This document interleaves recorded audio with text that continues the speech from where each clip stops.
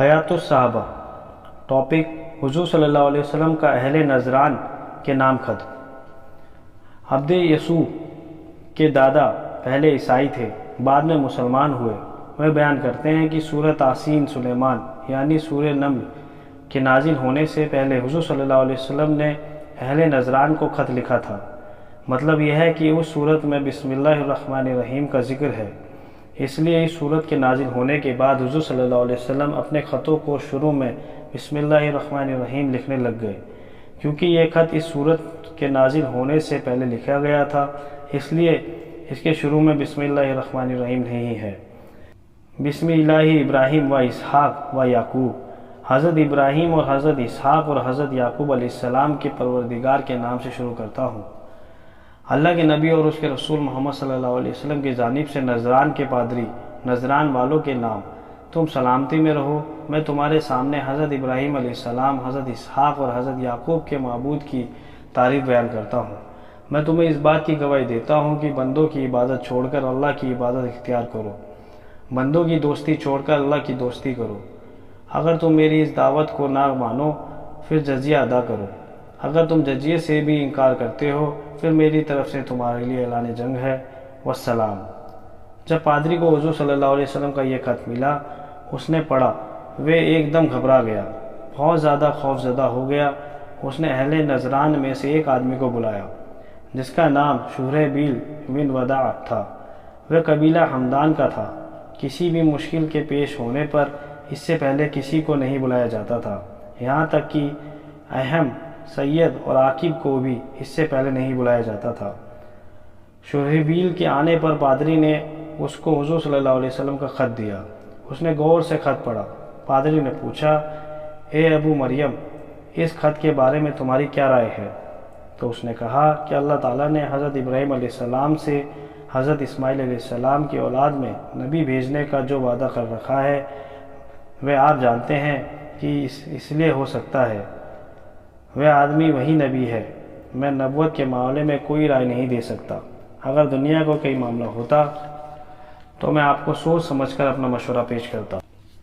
پادری نے شرحبیل سے کہا کہ ایک طرف ہو کر بیٹھ جاؤ۔ شرحبیل ایک کونے میں بیٹھ گیا۔ پھر پادری نے آدمی بھیج کر اہل نجران میں سے ایک آدمی کو بلایا جس کا نام عبداللہ بن شرحبیل تھا اور وہ قبیلہ حمیر کی جی اصحاب شاخ میں سے تھا۔ پادری نے اسے خط پڑھنے کے لیے دیا۔ اس خط کے بارے میں اس کی کیا رائے پوچھی۔ اس نے بھی شرحبیل جیسا جواب دیا۔ اس سے پادری نے کہا ایک طرف بیٹھ جاؤ۔ وہ ایک کونے میں بیٹھ گیا۔ پھر پادری نے آدمی بھیج کر اہل نجران میں سے ایک آدمی کو بلایا جس کا نام زبار بن فیض تھا۔ وہ قبیلہ بنو حارث بن کعب کی شاخ بنو حماس میں سے تھا۔ اسے بھی پڑھنے کے لیے خط دیا۔ اس خط کے بارے میں اس کی رائے پوچھی۔ اس نے بھی شرحبیل اور عبداللہ جیسا جواب دیا۔ پادری کے کہنے پر وہ بھی کونے میں بیٹھ گیا۔ جب ان سب نے اس بارے میں اپنی رائے دی تو پادری کے حکم دینے پر گھنٹا بجایا گیا، گرجا گھروں میں آگ روشن کی گئی، ٹاٹ کے جھنڈے بلند کیے گئے۔ دن میں جب گھبراہٹ کی بات پیش آتی وہ لوگ ایسی ہی کیا کرتے تھے۔ اگر رات کو گھبراہٹ کی بات پیش آتی صرف گھنٹا بجاتے، گرجا گھروں میں آگ روشن کرتے۔ جب گھنٹا بجایا گیا، ٹاٹ کے جھنڈے بلند کیے گئے تو وادی کے تمام اوپر نیچے کے رہنے والے جمع ہو گئے۔ وہ وادی اتنی لمبی تھی کہ تیز سوار اسے ایک دن میں طے کرے۔ اس میں 73 بستیاں اور 1,20,000 جنگجو جوان تھے۔ پادری نے ان سب کو حضور صلی اللہ علیہ وسلم کا خط پڑھ کر سنایا۔ ان سے اس بات کے بارے میں رائے پوچھی تو ان کے تمام اہل شورا نے یہ رائے دی کہ شرحبیل بن وداع حمدانی اور عبداللہ بن شرحبیل اسبی اور جبار بن فیض حارثی کو حضور صلی اللہ علیہ وسلم کے پاس بھیج دیا جائے اور تینوں حضور صلی اللہ علیہ وسلم کے تمام حالات معلوم کر آئے۔ اس لیے ان تینوں کی جماعت گئی۔ جب یہ آدمی پہنچے، انہوں نے اپنے سفر کے کپڑے اتار دیے، یمن کے بنے ہوئے مزین لمبے چوڑے جوڑے پہن لیے جو زمین پر گھسٹ رہے تھے، ہاتھوں میں سونے کی انگوٹھیاں پہن لی۔ پھر آپ کی خدمت میں حاضر ہو کر سلام کیا، لیکن آپ نے ان کے سلام کا جواب نہ دیا۔ وہ لوگ دن بھر حضور صلی اللہ علیہ وسلم سے گفتگو کا موقع تلاش کرتے رہے، لیکن آپ صلی اللہ علیہ وسلم نے ان سے کچھ گفتگو نہ فرمائی۔ انہوں نے وہ جوڑے اور سونے کی انگوٹھیاں پہنی ہوئی تھی۔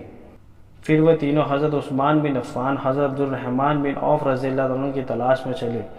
ان لوگوں کی ان دونوں حضرات سے جان پہچان تھی۔ وہ دونوں حضرات مہاجرین اور انصار کی ایک مجلس میں ملے۔ ان لوگوں نے کہا، اے عثمان، اے عبد الرحمن، تمہارے نبی نے ہمیں خط لکھا جس کی وجہ سے ہم یہاں آئے۔ ہم نے ان کی خدمت میں جا کر سلام کیا، لیکن انہوں نے اس سلام کا جواب نہ دیا۔ دن بھر ہم ان سے گفتگو کا موقع تلاش کرتے رہے، لیکن انہوں نے ہمیں کوئی موقع نہ دیا۔ ہم تو اب تھک گئے ہیں، آپ دونوں کا قائل ہے، کیا اب ہم واپس چلے جائیں؟ حضرت علی رضی اللہ تعالیٰ عنہ بھی اسی مجلس میں موجود تھے۔ ان دونوں حضرات نے حضرت علی سے فرمایا، اے ابو الحسن، ان لوگوں کے بارے میں آپ کی کیا رائے ہے؟ جو حضرت علی رضی اللہ تعالیٰ عنہ نے ان دونوں حضرات سے فرمایا، میرا خیال یہ ہے کہ یہ لوگ اپنے یہ جوڑے انگوٹھیاں اتار دیں، اپنے سفر والے کپڑے پہن لیں، پھر حضور صلی اللہ علیہ وسلم کی خدمت میں جائیں۔ ان لوگوں نے ایسا ہی کیا، خدمت میں حاضر ہو کر سلام کیا تو آپ صلی اللہ علیہ وسلم نے ان کے سلام کا جواب دیا۔ پھر آپ صلی اللہ علیہ وسلم نے فرمایا، اس ذات کی قسم جس نے مجھے حق دے کر بھیجا ہے، یہ لوگ جب پہلی بار میرے پاس آئے تھے تو ابلیس بھی ان کے ساتھ تھا۔ پھر حضور صلی اللہ علیہ وسلم نے ان سے حالات پوچھے، حضور صلی اللہ علیہ وسلم سے اپنے سوالات کیے۔ اسی طرح سوالات کا سلسلہ چلتا رہا، یہاں تک کہ انہوں نے حضور صلی اللہ علیہ وسلم سے یہ پوچھا کہ آپ عیسیٰ علیہ السلام کے بارے میں کیا فرماتے ہیں، کیونکہ ہم عیسائی ہیں، ہم اپنی قوم کے واپس جائیں گے۔ اگر آپ نبی ہیں تو ہماری خوشی اس میں ہے کہ ہم حضرت عیسیٰ علیہ السلام کے بارے میں آپ کے خیالات سن کر جائیں۔ آپ نے فرمایا، آج تو میرے پاس ان کے بارے میں کچھ زیادہ معلومات نہیں ہے، آج تم لوگ ٹھہر جاؤ، میرا رب عیسیٰ علیہ السلام کے بارے میں جو کچھ بتائے گا تو میں اس کی خبر کر دوں گا۔ اگلے دن صبح کو اللہ تعالیٰ نے ایک آیت نازل فرمائی۔ ترجمہ: بے شک عیسیٰ علیہ السلام کی مثال اللہ کے نزدیک جیسے مثال آدم کی، بنایا اسے مٹی سے، پھر کہا اس کو کہ ہو جا، وہ ہو گیا۔ حق وہ ہے جو تیرا رب کہے، پھر تو مت رہ شک لانے والوں سے۔ پھر جو کوئی جھگڑا کرے تو اس سے اس قصے میں بعد اس کے کہ آ چکی تیرے پاس خبر سچی، تو تو کہہ دے، آؤ بلائیں ہم اپنے بیٹے اور تمہارے بیٹے، اور اپنی عورتیں اور تمہاری عورتیں، اور اپنی جان اور تمہاری جان، پھر التجا کر ہم سب، اور لعنت کریں اللہ کی ان پر جو جھوٹے ہیں۔ حضور صلی اللہ علیہ وسلم نے ان کو یہ آیتیں سنائی، لیکن اس آیت کو سن کر انہوں نے ان کو ماننے سے انکار کر دیا، محاولے کے لیے تیار ہو گئے۔ اس لیے اگلے روز حضور صلی اللہ علیہ وسلم محاولے کے لیے تشریف لائے۔ اپنی چادر میں حضرت حسن اور حضرت حسین رضی اللہ تعالیٰ عنہ کو لپیٹے ہوئے تھے۔ حضرت فاطمہ رضی اللہ تعالیٰ عنہ آپ کے پیچھے پیچھے چل رہی تھی۔ اس دن آپ کی بہت سی بیویاں تھیں۔ یہ منظر دیکھ کر شرحبیل نے اپنے دونوں ساتھیوں سے کہا، جب وادی کے اوپر اور نیچے کے رہنے والے لوگ جمع ہو جاتے ہیں تو سب میرے فیصلے پر ہی مطمئن ہو کر واپس جاتے ہیں، تو اللہ کی قسم میں بہت مشکل اور کٹھن بات دیکھ رہا ہوں۔ اللہ کی قسم، اگر یہ آدمی واقعی غصے سے بھرا ہوا ہے اور ہم ان کی بات نہیں مانتے تو ہم عربوں میں سب سے پہلے ان کی آنکھوں کو پھوڑنے والے اور ان کی بات کے سب سے پہلے انکار کرنے والے ہو جائیں گے۔ پھر ان کے اور ان کے ساتھیوں کے دلوں میں ہمارا خیال اس وقت تک نہیں نکلے گا، یعنی ان کا غصہ اس وقت تک ٹھنڈا نہیں پڑے گا جب تک یہ ہمیں جڑ سے ختم نہ اکھاڑ دیتے۔ ہم عربوں میں ان کے سب سے قریبی پڑوسی ہیں، اور اگر یہ آدمی واقعی نبی ہے اور رسول ہے، ہم نے ان سے محاولہ کر لیا ہے، دنیا کے ہم تمام عیسائی ہلاک ہو جائیں گے، ہم میں سے کسی کا بال و ناخن تک نہیں بچے گا۔ تو شرحبیل کے دونوں ساتھیوں نے کہا، اے ابو مریم، تو پھر تمہارا کیا خیال ہے؟ شرحبیل نے کہا، میرا خیال یہ ہے کہ میں ان کو حاکم بنا لیتا ہوں، کیونکہ میں دیکھ رہا ہوں کہ ایسے انسان ہیں جو کبھی بھی بے جا شرط نہیں لگائیں گے۔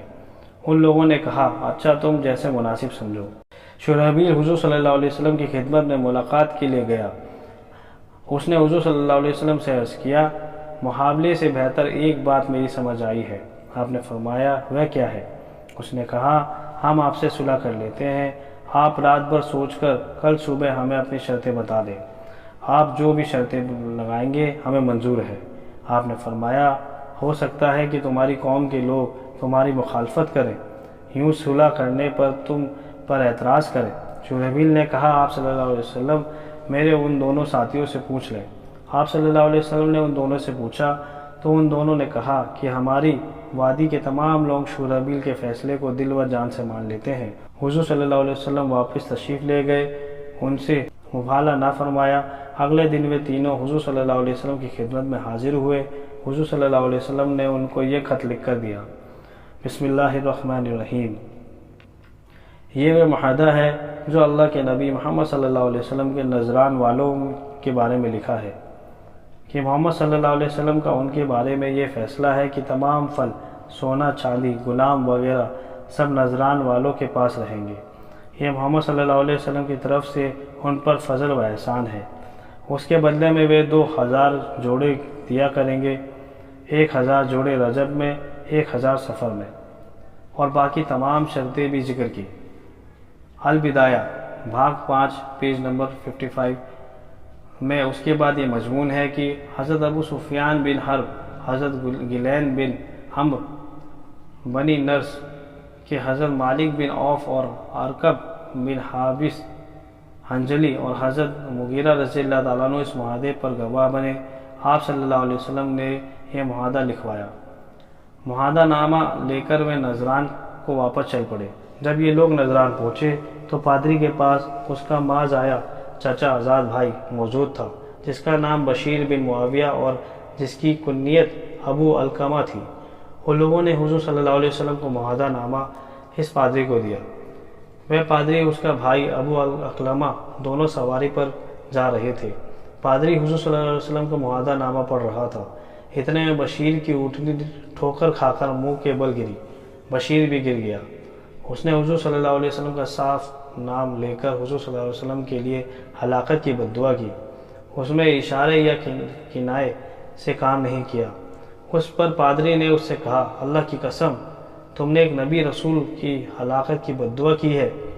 اس جملے سے متاثر ہو کر بشیر نے پادری سے کہا: اگر وہ واقعی نبی اور رسول ہے تو پھر میں اللہ کے رسول کی خدمت میں حاضر ہونے سے پہلے اپنی اونٹ کے کجاوے کی کوئی بھی گرہ نہیں کھولوں گا۔